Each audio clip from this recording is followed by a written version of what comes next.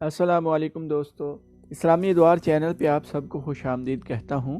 آج میں آپ کے لیے شمشیر بے نیام پارٹ 2 کی 13th ایپیسوڈ لے کے آیا ہوں، تو چلیے شروع کرتے ہیں۔ مگر لشکر تیار نہیں، بہمن جزویہ نے کہا جو تجربہ کار سالار تھا۔ شکست تو اس نے بھی کھائی تھی لیکن اس نے کچھ تجربہ حاصل کیا تھا۔ کیا کہہ رہے ہو بہمن؟ کسریٰ کے اس وقت کے جانشین نے کہا۔ کیا ہم نے اس لشکر کو اس لیے پالا تھا کہ شکست کھا کر ہمارے پاس بھاگ آئے اور ہم ان سپاہیوں اور کمانداروں کو سانڈوں کی طرح پالتے رہیں؟ اگر ان سپاہیوں اور کمانداروں کو سزا دینی ہے تو آج ہی کوچ کا حکم دے دیں، بہمن جزویہ نے کہا۔ اپنے لشکر کی حالت مجھ سے نہیں۔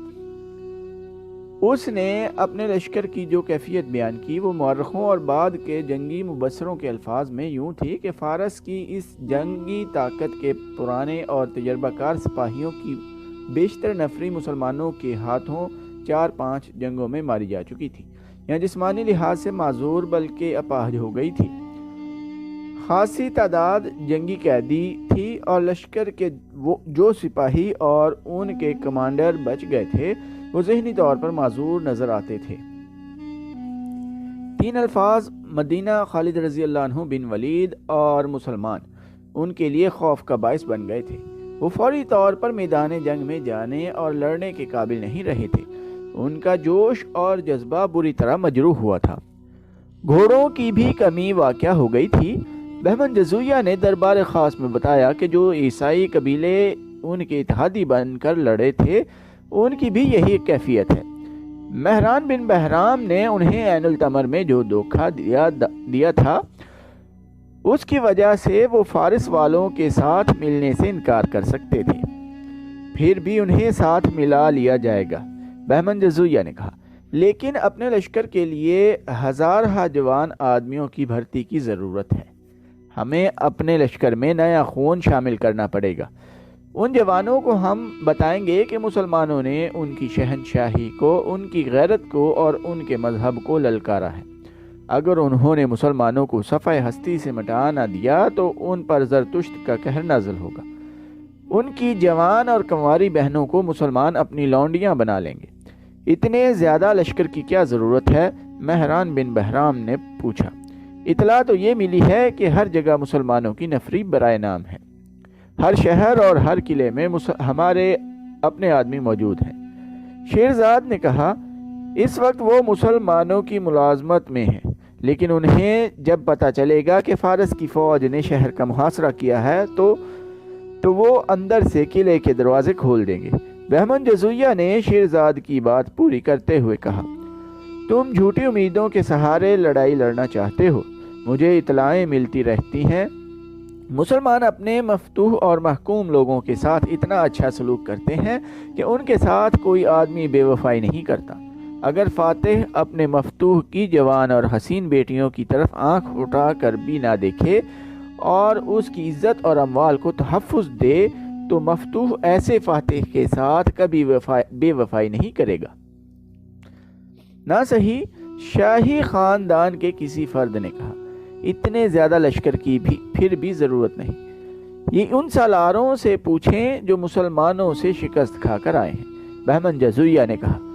میں تو کہتا ہوں کہ مسلمان جتنے تھوڑے ہوتے ہیں اتنے ہی زیادہ طاقتور ہوتے ہیں۔ میں کوئی خطرہ مول نہیں لینا چاہتا۔ یہ بھی خیال رکھیں کہ مسلمان قلعہ بند ہوں گے۔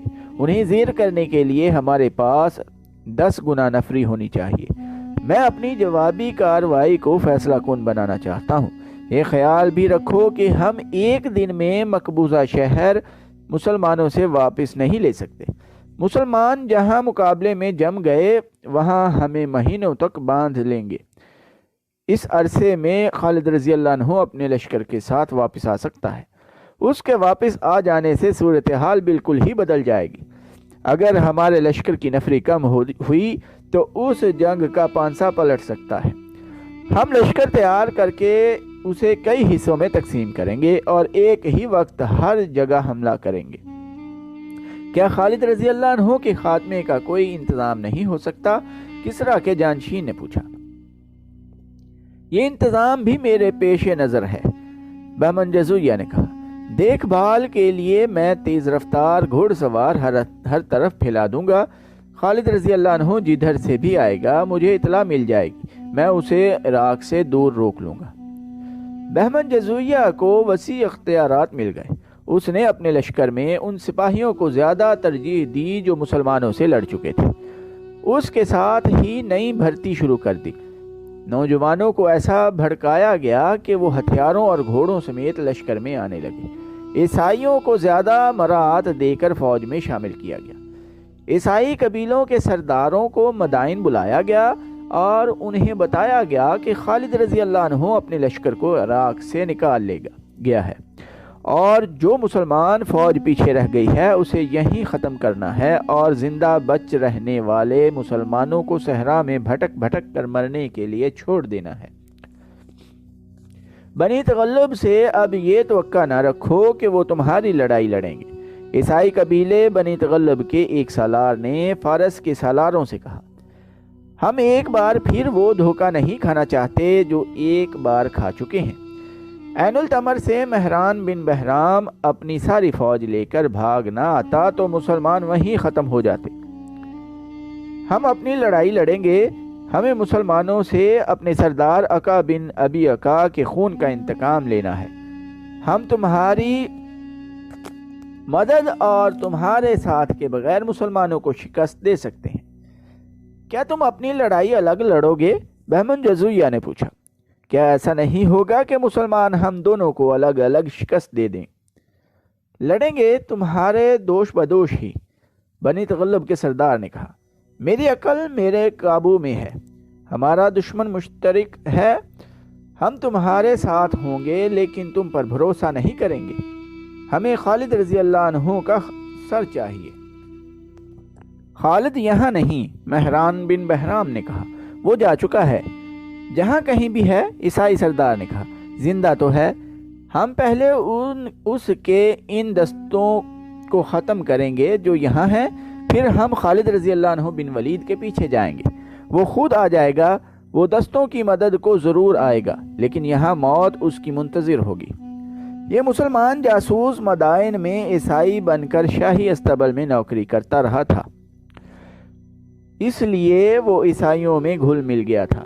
اس نے سالار زبرقان بن بدر کو بتایا کہ آتش پرستوں کی نسبت عیسائی قبیلے خالد رضی اللہ عنہ کے زیادہ دشمن بنے ہوئے ہیں، یہاں تک کہ انہوں نے فارس کے سالاروں سے کہا کہ وہ پیچھے رہیں۔ مسلمانوں پر پہلا وار عیسائی قبیلے بنی تغلب، نمر اور ایاد کریں گے۔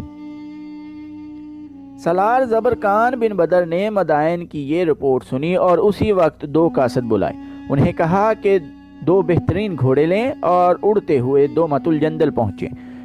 زبرقان نے انہیں خالد رضی اللہ عنہ کے نام زبانی پیغام دیا اور سالار اعلیٰ ابن ولید سے یہ بھی کہنا کہ جب تک انبار میں آخری مسلمان کی سانسیں چل رہی ہوں گی دشمن شہر کے اندر نہیں آ سکے گا۔ زبرقان بن بدر نے قاصدوں سے کہا، تو آ جائے گا تو ہمیں سہولت ہو جائے گی، نہیں آ سکو گے تو وہ اللہ ہمارے ساتھ ہے۔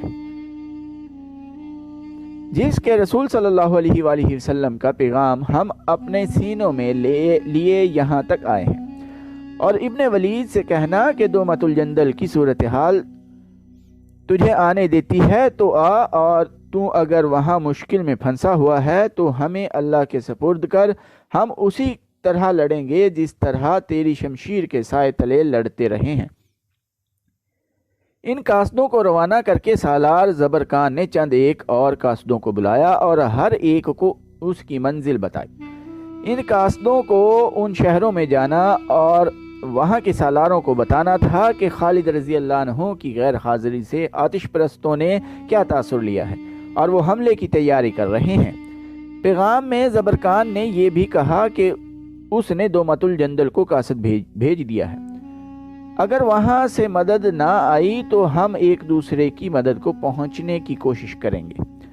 مسلمانوں کے لیے بڑی خطرناک صورتحال پیدا ہو گئی تھی۔ دشمن کے مقابلے میں نفری پہلے ہی تھوڑی تھی، وہ بھی بکھری ہوئی تھی۔ اس صورت میں کہ دشمن بیک وقت تمام ان شہروں کو جن پر مسلمانوں کا قبضہ تھا محاصرے میں لے لیتا تو مسلمان ایک دوسرے کی مدد کو نہیں پہنچ سکتے تھے۔ دونوں طرف بے پناہ سرگرمی شروع ہو گئی۔ عیسائی قبیلوں کے سرداروں نے بستی بستی جا کر لوگوں کو اکٹھا کرنا شروع کر دیا۔ وہ ان چھوٹے چھوٹے قبیلوں کو بھی اپنے ساتھ ملا رہے تھے جو عیسائی نہیں تھے، وہ بت پرست تھے۔ عیسائیوں کی جوان لڑکیاں بھی غیر مسلم بستیوں میں چلی گئیں۔ وہ عورتوں کو مسلمانوں کے خلاف بھڑکاتی تھیں کہ وہ اپنے مردوں کو، جوان بھائیوں اور بیٹوں کو باہر نکالیں، ورنہ تمام جوان لڑکیوں کو مسلمان اپنے ساتھ لے جا کر لونڈیاں بنا لیں گے۔ ایسے نعرے بھی ان لڑکیوں نے لگائے، ہم مسلمانوں کی لونڈیاں بننے جا رہی ہیں۔ اور دوسرا نعرہ جو بستی بستی لگ رہا تھا وہ یہ تھا، اپنے مقتولوں کے انتقام کا وقت آ گیا ہے، باہر آؤ، انتقام لو۔ ادھر مدائن میں فارس کے لشکر کی تعداد بڑی تیزی سے بڑھتی جا رہی تھی۔ اب لشکر میں شامل ہونے والوں میں زیادہ تعداد نوجوانوں کی تھی جو جوش سے پھٹے جا رہے تھے۔ انہیں میدان جنگ میں لڑنے کی تربیت دی جا رہی تھی۔ گھڑ سواری، تیر اندازی، تیغ زنی اور نیزہ بازی تو وہ جانتے تھے، ان میں انہیں مزید طاق کیا جا رہا تھا۔ بہمن جزویہ تو جیسے پاگل ہوا جا رہا تھا، وہ خود لشکر کی تربیت اور مشقوں کی نگرانی کرتا تھا۔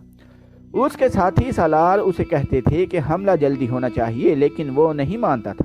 کہتا تھا کہ خالد رضی اللہ عنہ واپس نہیں آئے گا، اگر اسے واپس آنا ہی ہوا تو لشکر کے ساتھ اس وقت یہاں پہنچے گا جب عراق کی زمین پر کھڑا ہونے کے لیے اسے ایک بال شت بھی زمین نہیں ملے گی۔ مسلمان جن شہروں پر قابض تھے وہاں کی سرگرمی اپنی نوعیت کی تھی۔ ہر شہر میں مسلمانوں کی تعداد بہت تھوڑی تھی۔ انہوں نے کم تعداد سے قلعوں کے دفاع کی مشقیں شروع کر دی تھیں۔ لاکھوں کے حساب سے تیر اور پھینکنے والے برچھے تیار ہو رہے تھے۔ سالاروں نے مجاہدین کا ایک ایک چھاپا مار جیش تیار کر لیا تھا۔ انہیں زیادہ وقت قلعوں کے باہر گزارنا اور عام راستوں سے دور رہنا تھا۔ ان کا کام یہ تھا کہ دشمن شہر کا محاصرہ کر لے تو عقب سے اس پر ضرب لگاؤ اور بھاگو کے اصول پر چھاپے اور شب خون مارتے رہیں۔ خالد رضی اللہ عنہ کی غیر حاضری میں سالار عاصم بن عمرو کے بھائی کاکا بن عمرو مفتوحہ علاقوں میں مختلف شہروں میں مقیم دستوں کے سالار تھے۔ اس کا ہیڈ کوارٹر ہیرا میں تھا۔ اس کی ذمہ داری صرف ہیرا کے دفاع تک محدود نہیں تھی، عراق کے تمام تر مفتوحہ علاقے کا دفاع اس کی ذمہ داری میں تھا۔ اس نے اس علاقے میں بکھرے ہوئے تمام سالاروں کو ہدایات بھیجنی تھیں۔ اس نے سب کو زور دے کر کہا تھا کہ دومت الجندل سے خالد رضی اللہ عنہ اور اپنے لشکر کے انتظار میں نہ بیٹھے رہیں، اپنے اللہ پر بھروسہ رکھیں اور یہ سمجھ کر لڑنے کی تیاری کر لیں کہ ان کی مدد کو کوئی نہیں آئے گا۔